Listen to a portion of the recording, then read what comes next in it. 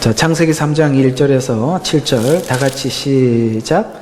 주 하나님께서 지으신 들의 어떤 짐승들보다도 뱀은 더욱 감교하더라.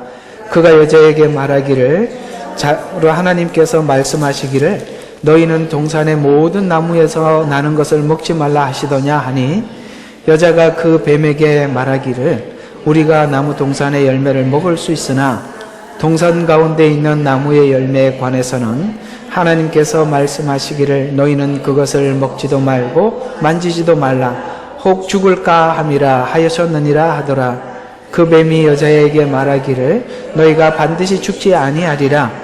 너희가 그것을 먹는 날에는 너희의 눈이 열리고 너희가 신들과 같이 되어서 선과 악을 하는 것을 하나님께서 아심이라 하더라. 여자가 보니 그 나무가 먹음직하고 보기에는 즐겁고 현명하게 할 만큼 탐스러운 나무인지라. 그녀가 거기에서 그 열매를 먹고 그녀와 함께한 자기 남편에게도 주니 그가 먹더라. 그러자 그들의 눈이 둘 다 열려 그들은 자기가 벌거벗은 줄 알고 무화과 나무 잎을 엮어 자기들의 치마를 만들었더라. 아멘.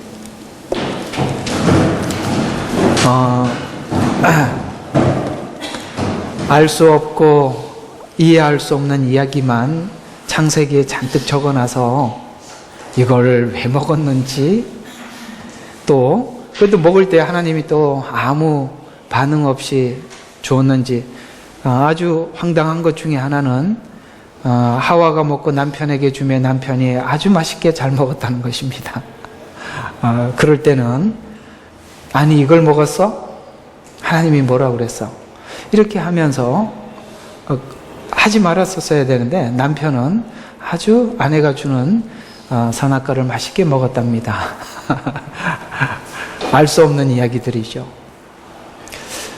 무슨 이야기일까요? 앞으로 무슨 말을 전하려고 하는가 암시하는 거겠죠.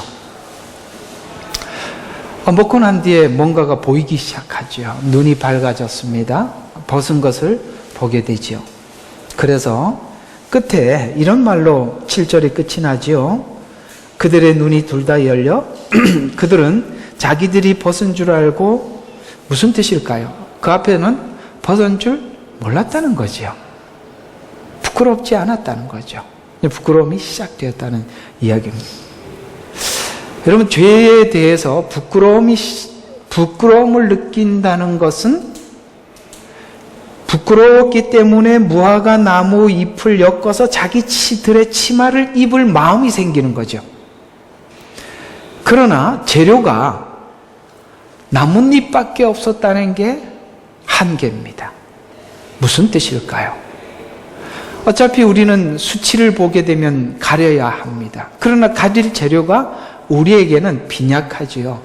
당장 내 눈 주변에 보이는 무화과 나무 열매밖에 없었던 거예요. 잎밖에 없었던 것이죠. 즉 드디어 구약에서 설명하고자 하는 율법이 등장하기 시작한 것입니다. 율법은 완전히 우리를 가릴 수가 없지요. 그래서 하나님이 가지고 온 옷, 가죽옷과 이 무화과 나무 잎을 대조하기 위함입니다. 그래서 우리는 우리 스스로 우리의 죄를 해결할 방법이 없어요. 수치가 보이더라도 그걸 수치를 해결할 방법이 없어요. 하나님이 준 옷으로만 해결할 수 있어요. 그래서 지금 율법을 쉽게 말해서 어떤 나무 잎으로 우리에게 설명을 하고 있고, 하나님이 주실 예수 그리스도를 가죽옷이라는 것을 뭔가 암시하며 비교하고 있다는 것입니다. 따라서 이 앞에 있는 모든 이야기들은 이야기만 있고 그 이야기가 무슨 말인지를 설명을 하지 않아요. 왜 이렇게 시작했다고요? 궁금증을 유발시키는 거죠. 우리는 궁금하지 않으면 알려고 하질 않겠죠. 여러분들이 복음에 대해서 관심을 가지고 알고 싶어 하는 것은, 그건 여러분들이 똑똑하거나 뭘 하면은 탁 알아차리는 감각이 있어서가 아니라 하나님께서 여러분의 인생을 통해서 많은 궁금증을 유발했기 때문에 오늘 이 복음에 귀를 기울이는 것입니다. 항상 성경은 우리에게 하나님께 나아가서 그 말씀을 듣기 위해서 뭔가를 준비를 해놓고 거기다가 하나님이 담아주시는 이런 식으로 일을 하고 있지요. 그래서 예수님이 오셨을 때 휘어져 추수할 때가 가까웠다라고 한다면, 휘어졌다는 것은 그들이 가을을 맞이했다는 것인데, 누군가가, 하나님은 이미 봄에 씨앗을 뿌렸고 여름이라는 고난의 과정을 통해서 인생의 궁금증, 인생은 무엇일까?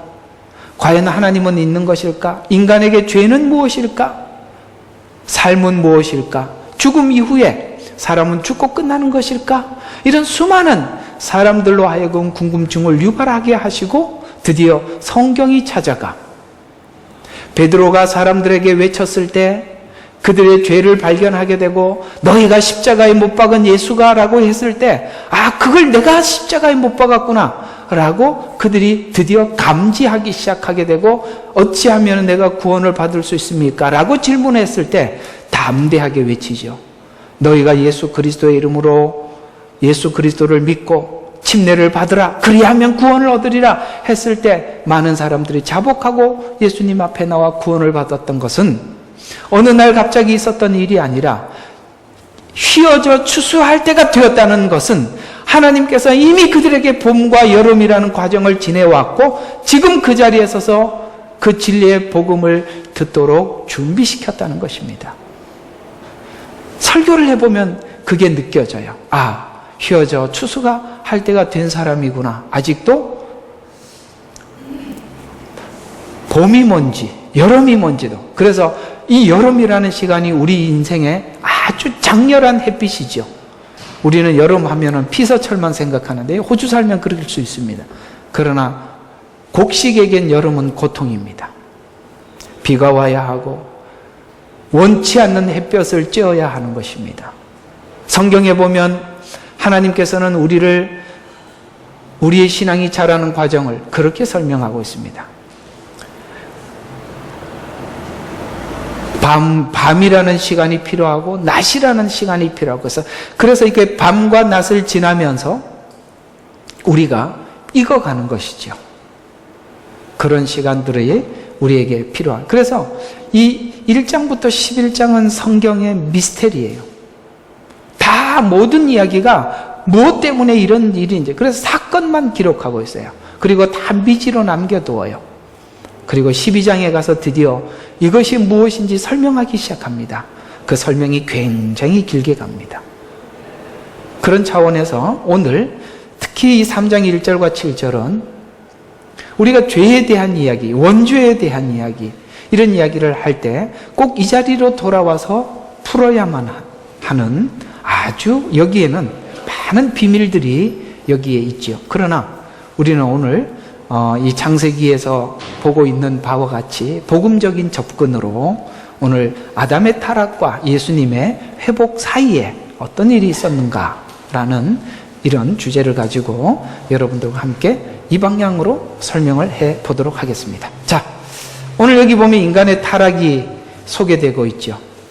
쉽게 말해서 죄의 본질이 무엇이며, 또 인간이 죄로 인해서 타락하게 되어서 지금까지 그 타락한 것 때문에 우리가 뭘 겪고 있는 것인지, 또 구원받은 성도가 되면 우리가 어디에서 무엇이 타락되었고 무엇을 치료해야 하는지를 오늘 이 본문에서 계속 또 뒤에 있는 성경 이야기를 이해를 하다가 보면 다시 여기 와서 또 이걸 풀어야 되고, 또 다른 죄에 대해서. 그래서 제가 여러분들에게 자주 이 이야기로 성경을 많이 풀었던 기억을 하실 겁니다. 제가 이 부분들을 어떤 설명을 하다가 다시 여기 돌아와서 많이 설명을 해준 적이 있어요. 이건 계속 풀어야 될 상당히 깊은 미스테리가 이 안에 담겨 있기 때문이죠. 근데 그걸 간략하게 어떤 공식으로 이렇게 좀 설명을 할 수가 있습니다. 한번 본문을 한번 잠깐 관찰을 해볼까요? 자,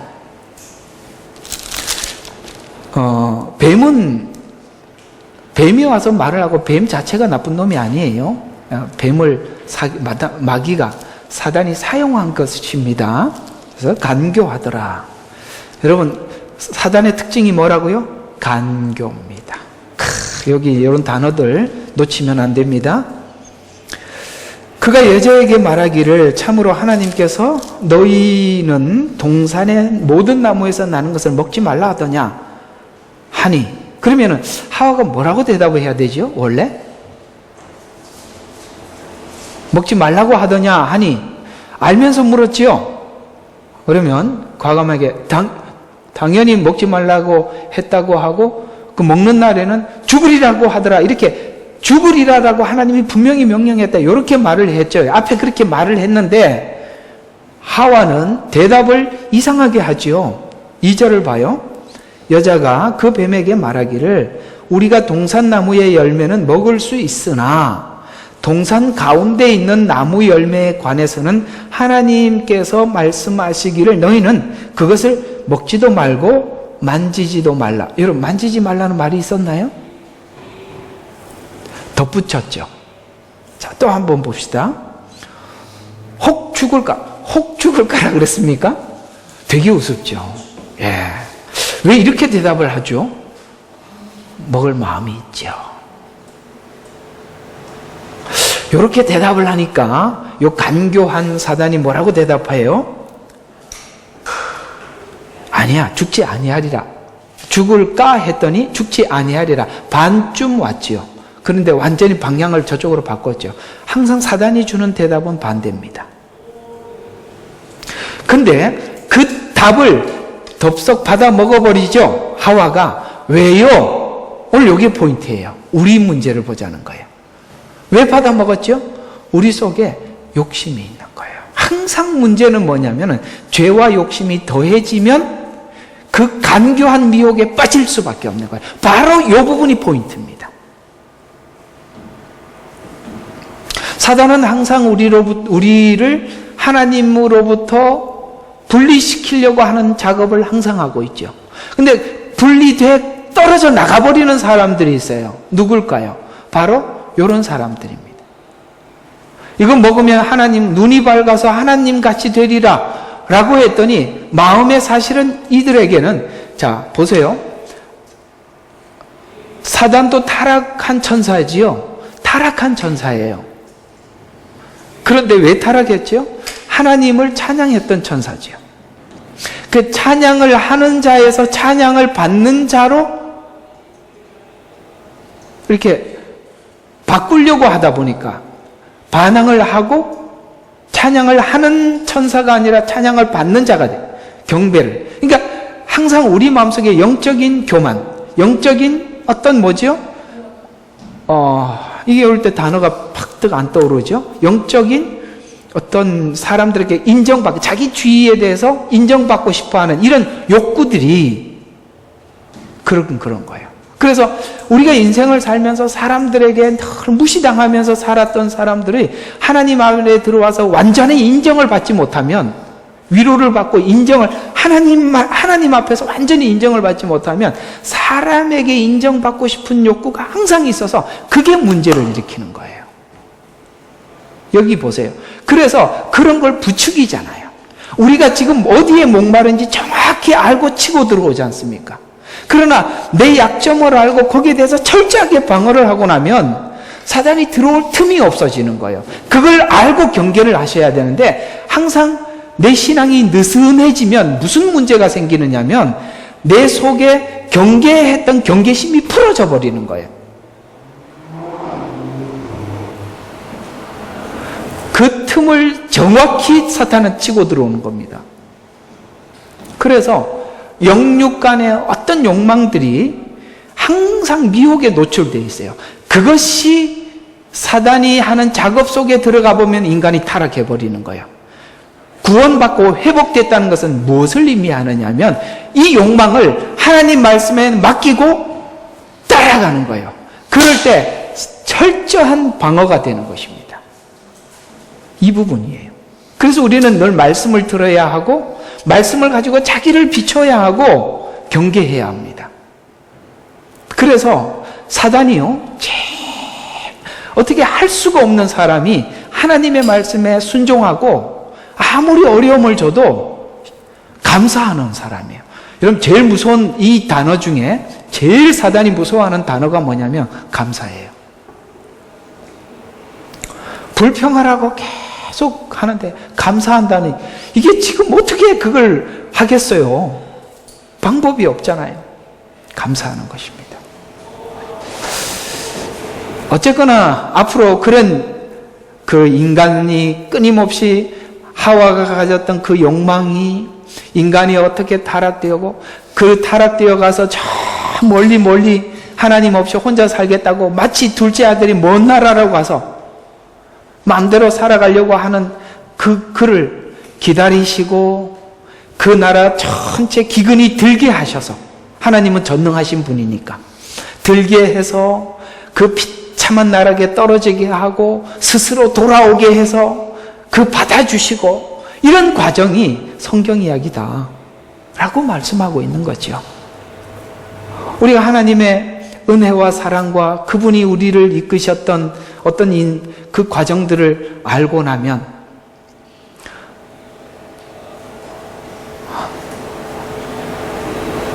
그게 참 목이 메이죠.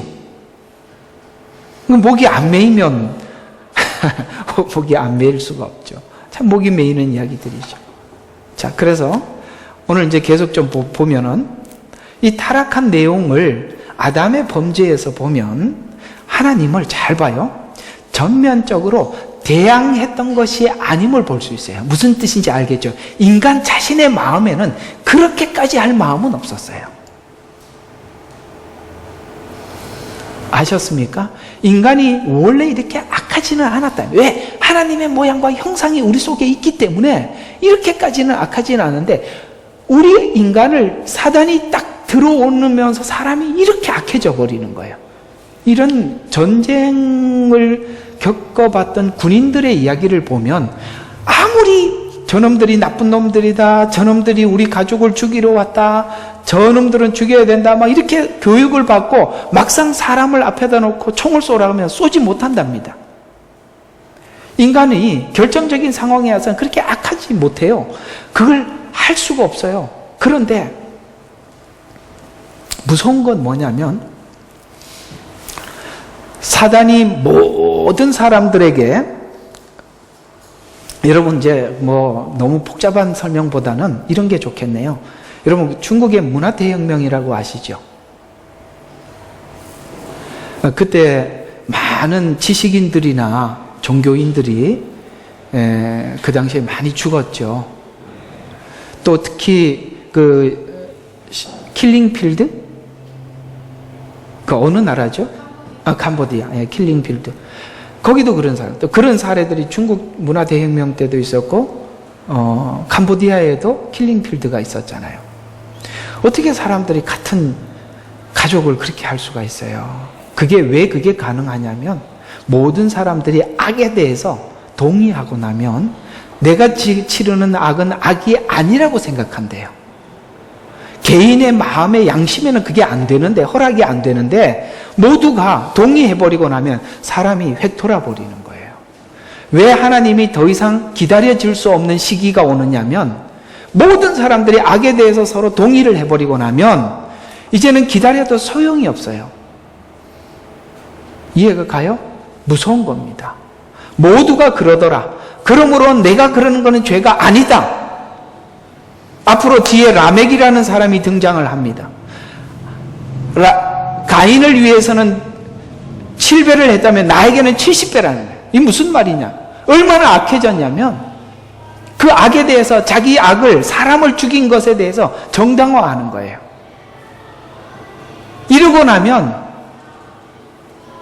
그나마 인간 속에 있는 하나님을 만날 수 있는 한 가지 통로가 있다면 양심인데, 그 양심 자체가 마비돼 버린 거예요. 그래서 사단은 계속 이렇게 오늘 하와에게 했던 이런 작업처럼 불화살을 계속 쏴서 우리로 하여금 양심이 딱 마비된 사람이 만들어 버린 거예요. 그리고 나면 아무리 당신이 죄인이라고 얘기를 해도 듣지를 않아요. 죄인이 예수를 만나는데, 맞잖아요. 죄인이 예수를 만나는데, 죄인이 아니라고 생각하는데 어떻게 예수님을 만날 수 있겠습니까? 이것이 주님이 더 이상 기다릴 수 없는 심판의 시간입니다. 그때 주님은 이 땅에 다시 오실 거예요. 그래서 마지막 때가 되면 악이 팽배해져 가는데 그때를 소돔의 때와 같다. 그 다음에 노아의 때와 같다. 그래서 소돔의 때와 노아의 때, 그러니까 소돔과 고모라 이야기는 창세기 11장 안에 있죠. 그래서 모든 키가 이 안으로 들어오는 거예요. 그래서 1장과 11장이 매우 중요해서 이 1장과 11장의 내용을 머릿속에 딱 가지고 있어야 성경을 읽다가 궁금하면 다시 여기 오면 또 풀리는 거예요. 항상 여기 1장과 11장은 열쇠 맞는 키입니다. 특히 여기 3장 이야기는 죄가 이렇게 되어져 간다라는 하나의 공식을 우리에게 딱 전달해 주고 있죠. 이건 어떤 방법으로 사단이 접근을 하며 인간이 어떤 방법으로 죄를 지어가는지에 대해서 우리는 유심히 관찰하고 또 관찰해야 될 필요가 있어요. 그러나 오늘 여기 본문에 보면 인간 자신은 하나님 앞에 이렇게 전면적으로 대항하는 것이 아닌 걸 볼 수가 있는데, 선악과를 먹음으로써 지식과 선을 우리가 추구해보자라는 것이었습니다. 아시겠습니까? 선악을 알게 하는 나무라 그랬습니다. 그러니까 선과 악을 누가 정하는 거예요? 원래 하나님이 정해놓은 거예요. 그런데 그 정한 걸 우리가 정하자는 거예요. 그게 바로 선악과입니다. 하나의 과일 정도가 아니라 이걸 먹는 거예요. 이 선택은 앞으로 우리 인간이 선과 악에 대해서 기준을 정하겠다는 거예요.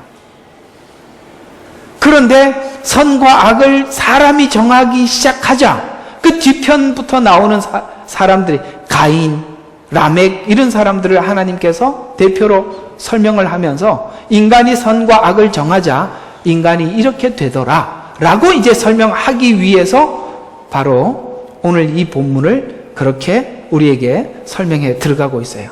그런데 우리가 인간이 선과 악을 정하자고 지식을 갖게 되자 먹는 날에는 정령 죽으리라 라는 비참한 경고와 같이 선과 지식을 추구한 결과 인간은 부끄럽게 되고 수치스럽게 되었죠. 그래서 범죄하기 이전 2장에 이미 벗었으나 부끄러워하지 아니하더라 라고 미리 강조해 둔 내용이 오늘 여기 범죄 이후에 3장 10절에는 부끄러워졌다라고 말씀하고 있어요. 그래서 벗었으므로 두려워하여 숨었나이다 라고 말씀하고 있죠. 여러분, 벗었다는 걸 알고 부끄러워할 줄 안다면, 숨을 수 있는 마음이 있다면 구원받을 수 있는 길이 있는데, 아담아 아담아 어디 있느냐라고 불렀을 때 벗은 줄도 모르고 와요 이렇게 나가면 답이 없다 이 말이에요. 누가 구원받을 수 있는 사람이에요? 자기 죄에 대해서 그걸 느낄 수 있는 사람이에요. 그 사람에게 십자가가 필요하고 구원이 필요하다는 걸 느끼죠. 아직 이 아담은 그래도 자기가 벗었는 걸 확인할 줄 아는 눈은 가지고 있는 거잖아요. 우리가 전도를 해보면 그렇습니다. 당신은 죄인입니다. 죄인이 구원받. 저도 어떻게 죄인이라는 건 알겠는데 구원을 어떻게 받아야 될지 참 마음에 갈등이 있었는데 예수님을 통해서 구원을 받는군요. 이런 사람 만난 적이 잘 없죠. 다 내가 왜 죄인인데요? 이렇게 이야기하잖아요. 그게 뭘까요? 사실 우리가 과거에서는 당신이 죄인이라고 이야기하면 많은 분들이 그래도 맞습니다 이렇게 인정을 했는데, 현대가 되면 될수록 이 사회의 법이 구조가 문화가 달라지면 달라질수록 사람들이 죄에 대해서 인정하지 않으려고 그러잖아요. 그건 정말 타락의 모형이기도 하죠. 그러나 오늘 여기 아담은 수치스러움과 두려움과 고통 가운데 이제 자기가 처해 있음을 확인하게 되죠. 오늘 이 문제 한번 풀어보도록 하죠. 자, 아담의 범죄와 같은 범죄로 하나님 뵙기를 두렵습니다 라는 뜻에서 지금 신명기의 이 부분을 잘 이렇게 더 자세하게 기록하고 있는데요. 신명기 18장 45절. 자, 이 저주가 내게 임하고 너는 너를 쫓아가서 너를 따라잡아 내가 망하리니 이는 내가 너희가 주 너의 하나님의 음성을 경청하지 아니하였으며 그분께서 명령하신 그분의 규례를 지키지 않았기 때문이라. 자, 여기서 한번 물어봅시다. 자, 이 저주가 너에게 임했대요. 그래서 하나님이 따라가서 쫓아가서 뭐 한다고요? 망하게 할 것이다. 또 그렇게 한 이유는 음성과 명령을 지키지 않고 규례를 지키지 않았다. 이 말을 딱 읽어보는 순간 이게 은혜스럽게 들리세요? 아니면은 해도 너무하세요? 이런 생각이 드세요. 왜 따라잡아가서 끝까지 저주가 임하게 하고 쫓아가서 망하게 하지요? 이게 은혜스러운 이야기인가요? 아니면 이건 해도 너무하시네 이런 생각이 듭니까? 저는 이게 굉장히 은혜스럽다고 여겨집니다. 나하고 상관없으면 따라가서 망하게 할 필요 없지요. 알아서 가다가 죽든지 말든지. 그래 살다가 끝에는 자기는 모르지. 마지막 하나님 심판이 있는 거 모르죠. 그래서 영원히 심판을 당하고 끝날 텐데 하나님 왜 이렇게 끝까지 쫓아가서 망하게 하고 저주를 내릴까요? 깨닫고 돌아오라는 겁니다. 이게 사랑의 역으로 그렇게 하는 거예요. 내가 끝까지 너를 해결하고 말 거야. 이건 깊은 사랑의 관계가 아니면 그렇게 할 이유가 없지요. 구약의 하나님이 매를 들고 혼을 내고 이런 이야기들이 저주로만 들리십니까? 그게 사랑의 목소리라는 게 그렇게 들리지 않으세요? 내가 너 스마트폰 그만하고 성경 읽으라 그랬지. 내가 스마트폰 확 깨버릴 거야. 이렇게 얘기하는 게 깨버릴 거야라고 그 부모가 미워 보이십니까? 내가 끝까지 너하고 씨름하고 해결하고 내가 그냥 넘어갈 수는 없어. 이런 그 하소연 아니겠습니까? 고맙지요. 미워했더라면 안 했을 텐데. 그래서 나는 그런 생각이 들어. 여러분들이 진짜 미워하는 사람이 진짜 미워하면 전도하지 마라. 끝을 알고 있잖아. 그죠? 나는 그렇게 생각해요. 그리스도인들이 진짜 싫어하는 사람에게 하지 말아야 돼. 그대로 지옥 가게 그냥 놔둬라도. 그게 최고의 저주니까. 근데 그럴 수 없잖아요. 하나님 왜 끝까지 쫓아올까요? 끝까지 너를 구하고야 말겠다는 의지죠. 그래서 그 뒤에 계속 나옵니다. 내가 풍족할 때라도 주 너의 하나님을 기쁨과 마음의 즐거움으로 섬기지 아니하였기 때문에 풍족할 때, 여러분 인간이 가장 풍족하게 살았을 때가 분명히 에덴 동산에 있었던 풍족함일 겁니다. 에덴에서 추방되고 난 뒤에 아무리 풍족해도 에덴에서만큼 풍족하지는 않아요. 근데 사람들이 자꾸 그런 생각을 해요. 하나님, 제가 조건이 좋지 않아서 이렇게 하나님을 잘 섬기지 못합니다. 아니라고 이야기하고 있어요. 조건이 나빠서 하나님을 잘 못 섬기는 게 아니라 조건이 아무리 좋아도 인간이 죄를 지을 수 있어요. 그렇죠? 에덴이라는 곳이 바로 그걸 이야기하고 있어요. 우리 기도 제목과 하나님 앞에 소원이, 하나님 지금 너무 힘들어서 그러니 조금만 숨만 쉬게 해주시면 제가 하나님 잘 섬기겠습니다 라고 하지만 그 숨 쉬게 해주면 다음 걸 쳐다본다니까요. 과거에 힘들었던 걸 생각하지 않아요. 다음 걸 생각해요. 이해가 가요? 네. 우리가 조금 여유로워지면 다음 여유로운 사람들과 비교해서 또 자기가 못하다고 생각하지, 자기가 어디서 나왔는지는 잊어버리는 게 인간이라 이 말이에요. 그래서 저는 그렇게 생각해요. 우리 인생을 살아가면서 하나님께서 우리의 삶을 타이트하게 만들고 혹은 우리의 위기를 맞이하게 해서 하나님을 생각하게 만드는 거, 그건 은혜입니다. 그래서 성경은 이렇게 이야기합니다. 잠언서에 말씀하시기를 너희가 잔치집에 자주 가지 말고 초상집에 가라고 이야기합니다. 왜냐하면 우리는 인생의 끝을 생각하지 않으면 긴장하지 않아요. 우리 우리 인생에 늘 즐거움을 누릴 만한 여유와 여건이 생기면 하나님을 잃어버린단 말이죠. 그래서 우리는 우리 자신을 위해서라도 초상집에 자주 가고 정말 힘들다고 생각하면 병원에 외과에 가서 팔다리 다 기부스하고 이렇게 공중에 매달려 있는 사람 보세요. 나는 신방을 갔는데 팔도 부러지고 다리도 부러져 갖고 움직이지 말아야 되니까 공중에다 이렇게 매달아 갖고 이렇게 있는 사람 보니까 기가 막히더구만요. 밥도 못 먹고 누가 먹여주지 못하면 눈만 멀뚱멀뚱하게 뜨고 있어요. 살아있는데 기가 막히지 않아요? 그렇게 생각해 보면 우리가 그 사람보다 얼마나 감사하고 자유롭습니까? 우리 지체부자유자들 보세요. 그 얼마나 답답해요. 우리는 사지도 멀쩡하고 생각도 건전하게 할 수 있는데 이 건강한 육체, 건강한 정신으로 하는 짓이라곤, 생각하는 것이라곤 한번 생각해 봐요. 얼마나 기가 막히는 이야기냐 말이에요. 그래서 아무리 풍족해도 기쁨은 마음으로 즐거움으로 섬기지 아니하였기 때문에, 그래서 어떻게 했어요?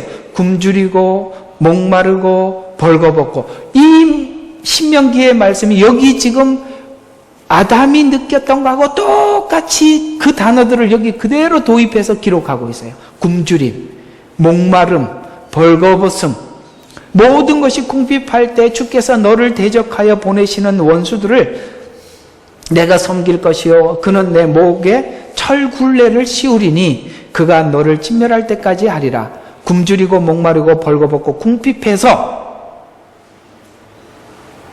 우리 마음속에 찾아온 것, 드디어 마태복음 구약의 율법을 다 끝내고 마태복음 5장에 와서 예수님이 처음으로 입을 벌려 우리에게 전했던 메시지, 팔복이죠. 팔복에 있는 내용들이 심령이 가난하고 애통하고 온유하고 의에 줄이고 목마르고 긍휼히 여기고 청결하고 화평하고 그 다음에 의를 위해서 박해를 받고, 여기에 우리가 내 자신이 앞에 있는 것처럼 굶주리고 목마르고 벌거벗어서 내 속에 갖게 된 게 뭐예요? 심령이 가난하게 된 거예요. 애통하게 된 거예요. 바로 이것이 뭐냐면 우리가 하나님을 떠나서 죄의 현장에서 목마르고 외치고 그렇게 살아서 우리 속에 애통함이 있어서 심령이 가난하게 되어서 드디어 하나님 앞에서 하나님 어찌하면 좋겠습니까? 라고 무릎 꿇게 되었다라는 거예요. 이렇게 하나님이 우리를 돌아오게 하시는 거예요. 따라서 우리가 여유로우면 하나님 앞에 오는 것이 아니라 이렇게 우리의 생활이 이렇게 되었기 때문에 내가 애통하게 되어서 주님 앞에 나와서 드디어 은혜를 받을 수 있었다는 거. 왜 이 은혜가 중요합니까? 착하게 살자, 건전하게 살아보자, 남은 인생, 이게 아니라 우리 앞에 하나님의 영원한 심판이 있고 영원한 형벌이 있는데 나는 그것이 있는 줄도 모르고 살다가 그렇게 하나님 앞에 심판받을 수도 있는 그런 인생이었는데 하나님이 목마르게 하셔서 굶주리게 하셔서 의에 줄이게 목마르게 하셔서 오늘도 그 의를 찾고 구하는 자가 되어 우리가 구원을 얻게 되었다면, 여러분 우리 인생이 과연 이것이 손해인가? 아니라는 거예요. 얼마나 감사해요. 여러분들은 여러분에게 처해져 있는 이 어떤 답답한 상황들이 어느 날 여러분들이 구원받고 은혜를 받고 하나님 앞에 돌아서 왔을 때 이것이 얼마나 값진 은혜였는지 알게 되는 그런 분명한 고백을 할 날이 오게 될 것입니다. 그때 말라기 말씀대로 너희가 송아지처럼 뛸 것이요, 아멘, 사슴처럼 뛸 것이며. 여러분 우리 예수님을 만난 사람들은 누구나 그럴 수밖에 없습니다. 그래서 이런 일이 생긴 것은 범죄의 탓인데, 범죄는 하나님의 말씀을 떠난 결과로 그렇게 되었다는 말인데, 말씀을 순종하지 않는 선악과가 그렇게, 이게 선악과 먹은 문제가 그렇게 큰 문제인가 생각이 들겠지만, 하나님이 아담을 부르기 전에 이미 아담은 선악과를 먹고 부끄러웠고 두려움을 경험했죠. 이건 뭘 이야기하느냐면 인간의 한계에서 부끄러워하고, 쉽게 말해서 그 죄 가운데 부끄러워하고 두려워하는, 자기가 죄인 된 것을 알게 된 것은 뭐냐면은 하나님을 떠나 홀로 된 인간이 갖는 두려움이라는 거예요. 하나님이 내 속에 채워지지 않았을 때 찾아오는 두려움. 그래서 보세요. 이 부분이 확연하게 다르는데요. 정말 그리스도 안에서 예수를 잘 믿는 사람들이 나이가 들어 노인이 되었을 때하고 하나님을 모르는 사람들이 노인이 되었을 때 두 사람을 보면 많이 달라요. 뭐가 다르냐면 그리스도 안에서 나이가 들어서 노인이 되신 분들은 기쁨 가운데 주님을 기다리는 소망이 그 속에 있음을 보게 되는데, 그렇지 않는 사람들은 그 죽음의 날이 가까우면 가까울수록 그 두려움이, 공포가 그 사람을 사로잡아 매일 죽음에 대한 이 생각이 떠나질 않아요. 그래서 죽음에 대한 두려움을 노인들이 모여서 어떤 이야기로 하느냐면, 뭘 먹으면 건강하냐. 그래서 나이 드신 분들이 앉아서 항상 대화 주제는 이거 몸에 좋대, 이 운동 해봐. 왜 그래요? 죽음에 대한 두려움이 그 속에 있는 거예요. 그리스도 안에 있는 사람들은요, 그렇지 않습니다. 주님을 만날 그날을 기다리며 준비하고 차곡차곡 소망 가운데 살게 되지요. 그래서 예수 믿다 하나님 앞에 돌아가신 분들은 장례 예배 이래 하지 않고 천국 입성 예배 이렇게 예배를 드리는 거예요. 이분 지금 천국 가셨잖아요. 그리스도 안에 있는 자와 밖에 있는 자는 바로 이 두려움이 해결되는 것입니다. 그리스도 밖에 있으면 인간이 홀로 되었기 때문에 그 두려움이 찾아온 것이죠. 왜 인간은 하나님으로부터 분리되면 두려워할 수밖에 없느냐? 드디어 요한복음 15장, 자주 이제 그 이야기들이 자주 제가 인용하는 게 또 다른 이야기들이 너무 많다 이 말이에요. 15장에 보면 이런 이야기를 하고 있어요. 왜 인간이 지금 선악과를 먹음으로 에덴 동산에서 추방이 되고 하나님으로부터 분리되었잖아요. 왜냐하면 인간은 하나님을 떠나면 두려움밖에 없는데, 포도나무 비유에서 보면 인간은 하나님으로만 영향을 공급받기 때문입니다. 그분에게서만 받기 때문이에요. 그래서 하나님을 떠난 인간이 금방 발견할 수밖에 없는 것은 어디에도 하나님 떠나서는 생명과 진리의 복을 받을 수가 없어요. 어디에 가도 누구의 말을 들어도 거기는 생명이 없어요. 그리고 진리가 아니에요. 아무리 유명한 철학을 들어도요, 거기는 생명이 없고 진리가 없어요. 그런데 놀랍게도 이 성경 안에는 생명도 있고 진리도 있다 이 말이. 그것이 내게 없어졌다는 것을 금방 알게 되죠. 하나님으로부터 떨어지는 순간 썩거나 불태워질 수밖에 없어요. 선악을 아는 지식을 내가 소유하고 내가 결정하게 되자 하나님 간섭으로부터 내가 떠나겠다고 그걸 먹고 난 이후에 인간에게 나타나는 증세들을 이렇게 쭉 설명하고 있어요. 그래서 아담은 선악과를 먹고 자신만이 선과 지식의 복을 추구했지만 하나님에게서만 얻는 것인 줄을 그가 몰랐던 것이지요. 그래서 하나님께 등을 돌리고 얻은 선과 지식은 유익되지도 않고, 뿐만 아니라 생명이 끊어진 가지가 끊어진 것처럼 아무런 복도 만들 수 없고 재앙만 가져오게 되었는데, 그것이 바로 재앙의 본질이에요. 재앙은 어디에서부터 왔더라? 하나님과 관계가 끊어진 모든 것에서 재앙이 오더라. 그걸 누가 와서 붙여주셨어요? 예수님이 십자가에서 붙여주신 거예요. 회복시켜 주신 거예요. 그래서 범죄한 후 인간의 본성 속에 알게 된 것인데, 그러나 예수님을 믿고 알고 보니 모든 답이 하나님으로부터만 나오고, 하나님을 빼놓고는 아무리 선과 의를 추구해 보아도 결실이 불가능하다는 것을 우리는 우리 인생과 성경의 전 역사를 통해서 배운 거예요. 그래서 우리가 하나님께서 우리에게 가르쳐 주신 어떤 환경을 통해서 우리가 배우고 또 배우게 되는 것은, 야, 내 방법으로 아무리 해도 그건 전부 다 열매가 아니더라. 이걸 배우게 되고, 그렇구나, 하나님으로부터만 진짜가 나오는구나 라는 것을, 그걸 하나 배웠다면, 여러분이 뭘 했더라도 그걸 배우고 돌아왔다면 아멘이 올시다. 그걸 배우는 과정 속에서 우리가 엉뚱하게 잠시 나갈 수 있어요. 그러나 돌아와서 내 누님 앞에 앉은 꽃이요, 이렇게 돌아와서 하나님 앞에 앉아 계신다면 아멘입니다. 왜냐하면 우리는 이런 생각을 상상을 해봐요. 목사님이 탁 설교하면 탁 바뀔 거라고. 저도 그런 기대는 안 합니다. 탁 설교하면 탁 바뀌는 게 아니라 처음에는 탁 설교하면 딱 받아친다니까요.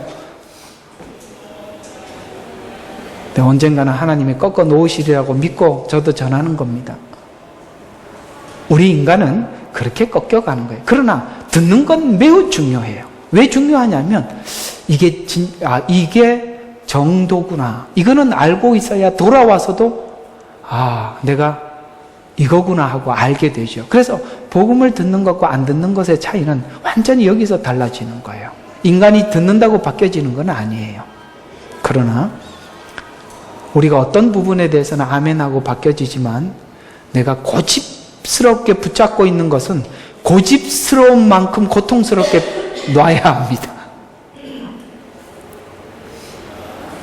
다들 있어요. 그런 것들이 없는 사람이 어디 있겠어요. 그건 인간이 아니죠. 있긴 있지만 그 고집스럽게 붙잡고 있던 것이 부러지는 그 강력한 소음과 힘이 여러분들을 반사적으로 바꿔놓는 겁니다. 바울이 그랬듯이. 바울이 얼마나 하나님 앞에 충성하기 위해서 열심이었습니까? 그러나 그가 부러지는 소리는 너무나도 강력했잖아요. 그런데 강하게 부러진 만큼 그는 강력하게 하나님 앞에 붙었답니다. 나도 바울처럼 의도적으로라도 한번 부러져 볼까? 고집 부려볼까? 그런 짓은 하지 말라. 왜냐하면 제가 왜 하지 말아야 되는지 근거를 대하겠습니다. 성경이 이미 증언하고 있다고요. 아셨습니까? 어떤 분들은 그런 이야기를 합니다.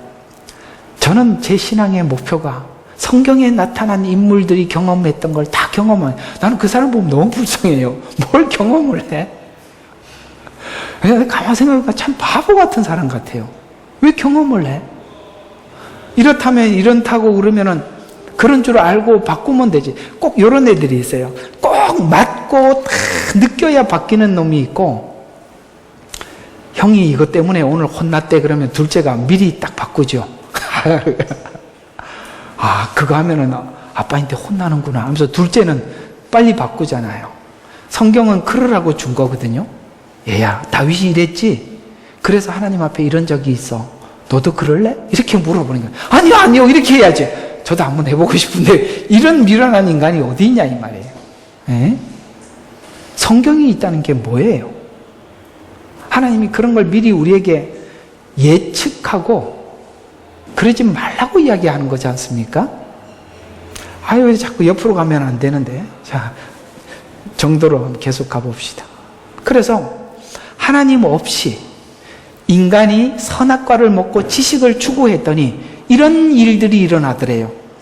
윤리와 도덕을 가지면, 내가 착한 사람이 되고 거룩한 사람이 되면 남의 결함을 보지 그걸 가지고 남에게 나눌 마음이 없어요. 인간은 그럴 수밖에 없어요. 공감하십니까? 그래서 무서운 게 착하게 사는 사람들이 하나님 없이 착하게 살면 너무 무서워. 맞죠? 그걸 가지고 남들을 공격용어로만 쓰지. 바리새인들과 서기관들이 바로 그런 유형의 사람이에요. 그들은 누구보다 사람들에게 하나님 앞에 정직하고 바른 신앙관을 추구하고 있다고 생각을 하고 삽니다만, 그러나 그들의 삶은 늘 세리와 비교했고 다른 사람들보다 내가 낫지 않습니까? 라고 그렇게 기도만 할 줄 알았지 그들 속에 진정한 선은 없었다 이 말입니다. 이게 보니까 너무 내려가 있었네.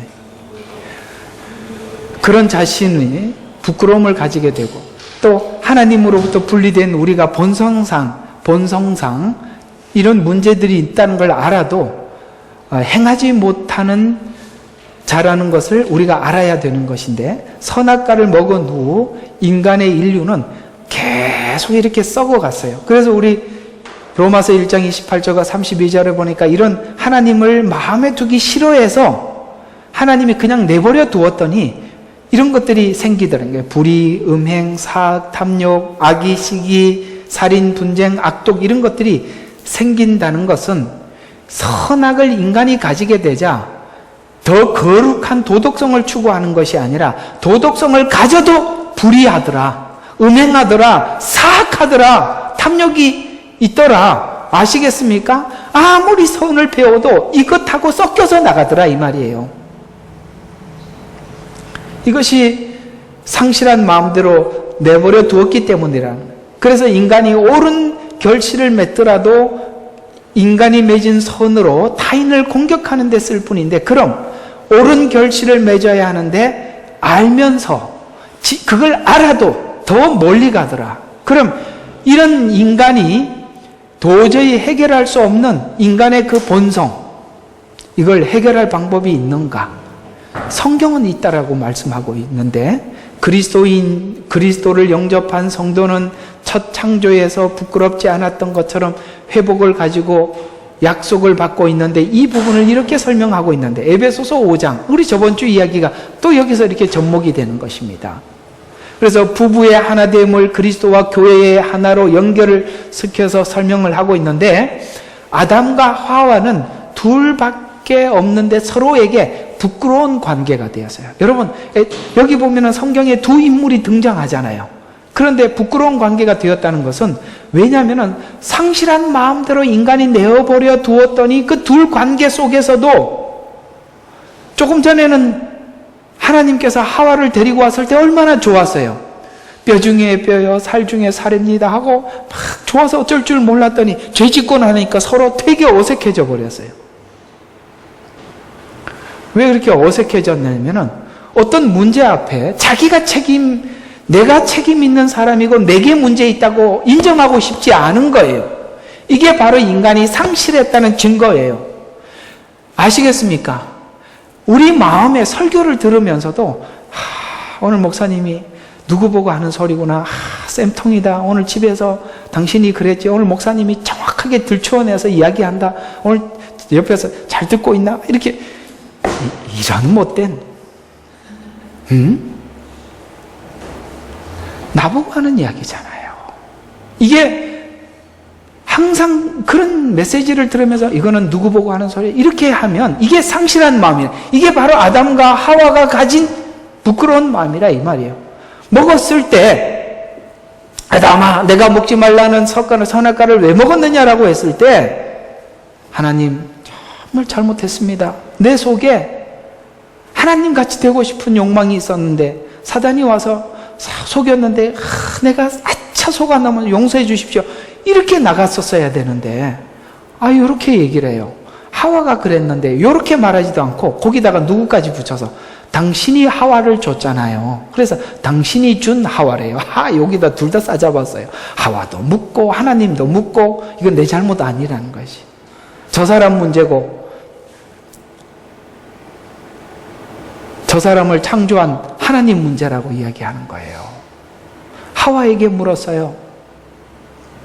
당신이 창조한 뱀이래요. 책임을 다 누구에게 돌리고 있어요? 내 잘못이라고 말하질 않아. 이게 바로 상실한 증거예요. 구원받는 사람들은 누굴까요? 그 잘못을 내 잘못이라고 보는 사람들이에요. 이게 은혜입니다. 이게 은혜라고요. 은혜가 없는 사람들은 이걸 인정하지 않는 거죠. 바로 선악과를 먹고 난 뒤에 상실했다는 증거는 핑계예요.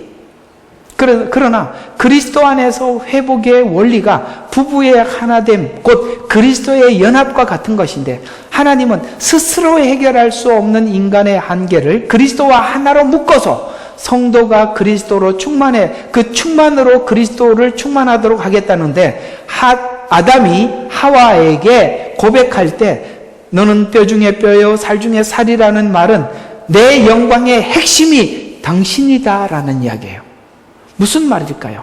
예수님이 우리를 뼈 중에 뼈요 살 중에 살이라는 마음으로 우리를 받아들이십니다. 너는 곧 나라고 이야기하는 거예요. 곧 너의 영광은 나의 영광이다. 무슨 말일까요? 우리가 예수 그리스도의 십자가로 인해서 변화된 그 모든 변화는 주님이 영광을 받으시는 건데, 예수님이 그 받으시는 영광은 하나님이 받는 영광이라는 거예요. 따라서 우리가 무엇으로 하나님께 영광을 돌릴 수 있느냐? 하나님의 말씀을 내 마음속에 넣고 그 말씀대로 살아가는 그 몸부림치는 그 모습이 하나님께 영광이 된다, 이 말이에요. 아시겠습니까? 여러분들이 하나님이 원하는 대로 살아가는 그 작은 일의 승리를 하나님 얼마나 기뻐하시는지 아십니까? 그래서 그리스도로 주신 하나님의 교회를 위해 자신의 몸을 준 그리스도의 사랑의 관계로 사랑과 순종으로 연합하게 하여 하나의 비밀을 이렇게 공개하는데, 에베소서 4장 13절과 15절에 보면 믿음의 하나됨, 아멘. 뭘로 하나가 됐다고요? 예수를 믿는 믿음 안에서 하나가 되었어요. 사람은 전부 다 각각 다 다른데, 아담과 하와도 서로 당신 문제라고 다 갈라지는데 하나가 될 수 있는 비결이 있대요. 믿음 안에서 하나. 우리는 예수 그리스도를 나의 아버지라고 부르는데 아멘이요. 그 다음에 하나님께서 말씀하신 대로 순종하겠다는 데서 아멘이요. 그때 우리는 모두 일치하는 겁니다. 하나님이 이것이 기뻐하는 거 아니겠습니까? 우리가 하나님 앞에 하나님 기뻐하는 이 일을 합시다 라고 할 때 여러분은 아멘 할 거예요. 그때 드디어 하나가 돼. 믿음 안에 하나가 되는 겁니다. 그 다음에 뭐예요? 하나님의 아들을 아는 지식.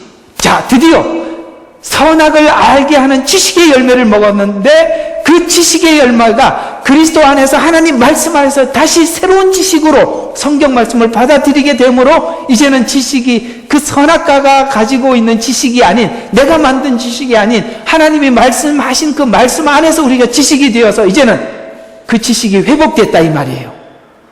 그래서 선과 악을 내가 정하는 게 아니라 성경이 정한 대로 산다, 이 말이에요. 그럴 때 드디어 내가 지식을 만들어내지 않아. 그럴 때 우리 타락을 방지하는 거예요. 아멘입니까? 순종입니다. 그래서 신앙 고백은 뭘로 나오는 거냐면 순종으로 나오는 거예요. 뭐니 해도 순종과 감사합니다. 그거 없이 신앙이 있다고요? 아닙니다. 신앙은 반드시 순종과 복종과 감사로 나오게 되어 있습니다.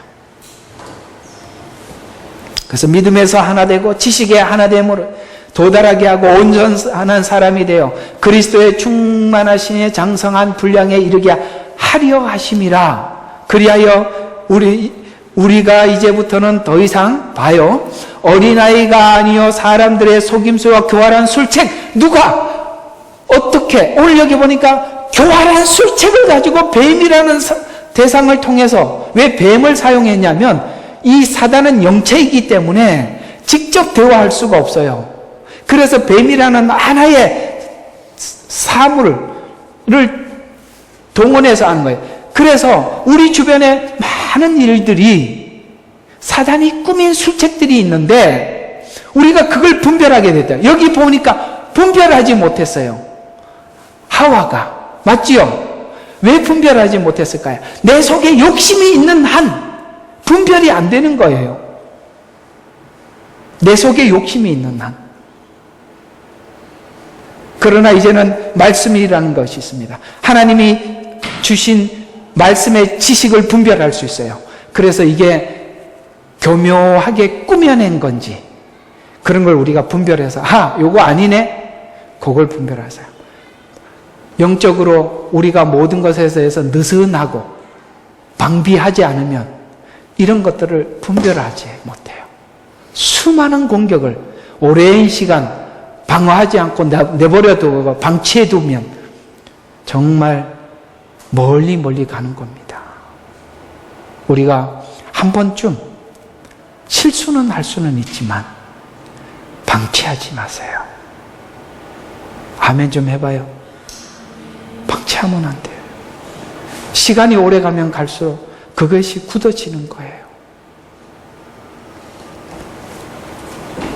교활한 술책에서 그들의 숨어서 기다리는 온갖 교리 풍조에 밀려 이리저리 다니지 아니하고 탁 정해놓고 가는 거죠. 또 오직 이것만 생각을 해요. 오직 사랑 안에서 진리를 말하며 모든 일에 성장하여 그에게 이르리니 그는 머리시며 곧 그리스도리라. 그런 계획을 가지고 우리를 구원했대요. 하나님이 우리가 충만해질 때까지 아까 보니까 끝까지 쫓아가서 저주하고 끝까지 가서 망하게 하듯이 구원받은 사람들 충만해질 때까지 끝까지 쫓아오겠대요.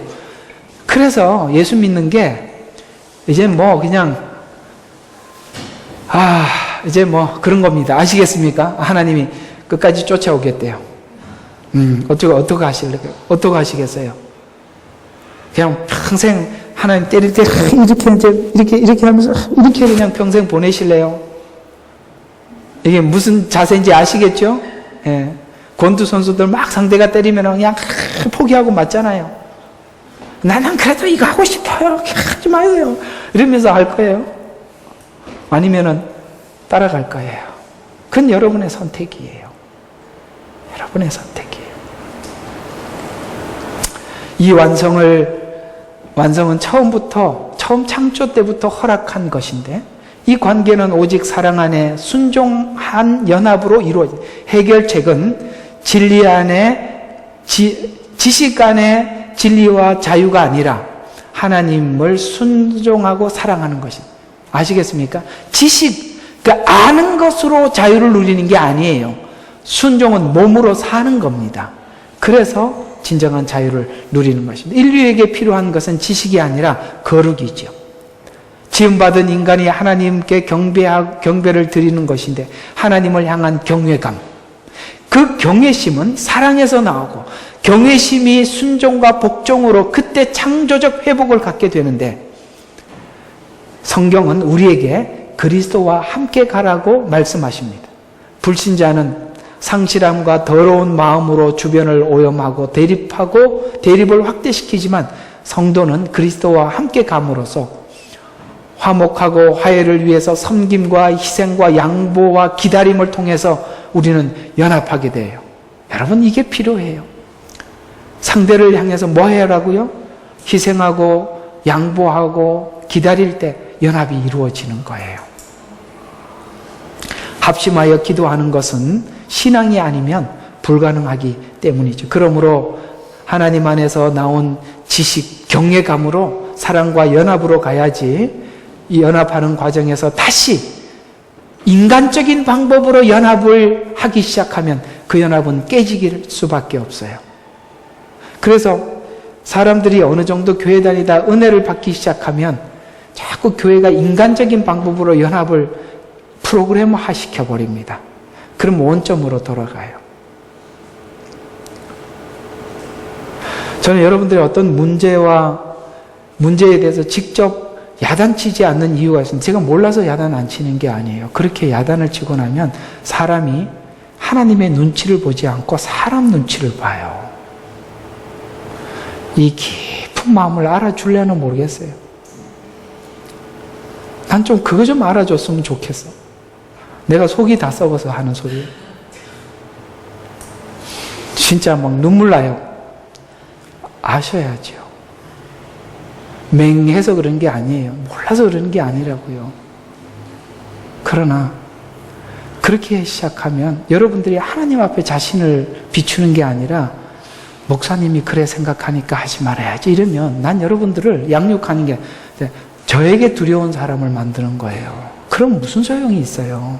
하나님과 아무 상관이 없는데. 여러분들이 하나님 앞에 자기를 비춰야죠. 아멘 해줘서 고맙습니다. 결론. 요한복음 15장 9절. 아버지께서 나를 사랑한 것 같이 나도 너희를 사랑하였으니 너희는 내 사랑 안에 뭐하라고? 계속 거하라. 아주 귀한 말씀이죠.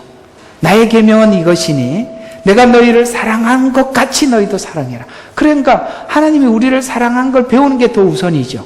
그래야 사랑할 수 있으니까 내가 너희를 사랑한 것 같이 사랑하라. 여기서 배운 걸로 하라 이 말이에요. 네 방법으로 하지 말고. 그런데 왜 사랑이라는 계명이 등장하느냐 이거예요. 사랑은 계명은 하나님께 붙어있는 수단이기 때문에 그래요. 하나님의 명령을 따를 때 거기에서 나오는 수많은 것을 공급받기 위해서 주님이 말씀하신 사랑을 이렇게 실천하래요. 뭐라고? 원수를 사랑하고. 목사님 설교 때마다 이야기를 하시네 라고 생각들던 어떤 이게 포인트라서 그래요. 자, 원수를 사랑하고 저주하는 자를 축복하고 핍박하는 자를 위해서 기도하는 게 복이래요. 왜 복인지 설명해 줄게요. 하나님께 붙어 있지 않으면 인간관계에서 나오는 어려움 때문에 우리 마음속에 보복심만 생겨요. 여러분 철없이 아이들일 때 어른이 되는 과정 속에서 받은 상처가 뭐냐면 사람들로부터 받은 불신이에요. 맞죠? 여러분 한번 생각해 봐요. 우리 옛날에 청소년 때 얼마나 착하게 살고 사람들이면 누구든지 다 믿고 했잖아요. 어른들인데 이 사람인데 한복 맞고 저 사람인데 상처받고 그러면 우리 마음속에 인간에 대한 경계심이 생기죠. 맞잖아요. 경계심이 많이 생겨요. 그래서 누가 뭐를 해도 멀리 떨어져서 이렇게 가까이 오지를 못해요. 그래서 평생 내 주변에 나하고 내 속의 모든 이야기를 터놓을 수 있는 사람 하나를 만나지 못하고 살아요. 내 속에 있는 경계심이 그렇게 생겨진 거예요. 그러니까 경계심만 생기면 다행인데 보복심이 막 올라오기 시작하죠. 이게 저주라 이 말이에요. 그 저주를 끊기 위해서 뭐 하라고 그랬어요? 저주하는 지를 위해서 축복함으로써 너에게 저주가 임하지 않는다. 이게 네 복이라 이 말이에요. 왜냐하면 사람은 더 악해져야 보복해요. 맞죠? 내가 더 악해져야 보복하는 거예요. 보복하려고 생각만 하지 누가 보복합니까? 그 실제적으로 악해지지 않으면 불가능한 이야기예요. 이 저주는 먼저 축복하고 기도함으로써 내 자신의 부패와 악해져 가는 것으로부터 나를 지킬 수 있다고. 하나님은 그게 복이에요. 부모를 공경해라. 공경하는 게 복이라고. 그래서 또 악한 자에게 축복하고 기도해 주면 타인도 다른 사람도 회복할 기회를 갖게 해주는 거죠. 악한 자에게 나 정말 악한 놈이라고 얘기하면 그 악이 그 사람이 고정이 돼버려요. 나 원래 악한 놈이라니까? 이렇게 돼버린단 말이에요.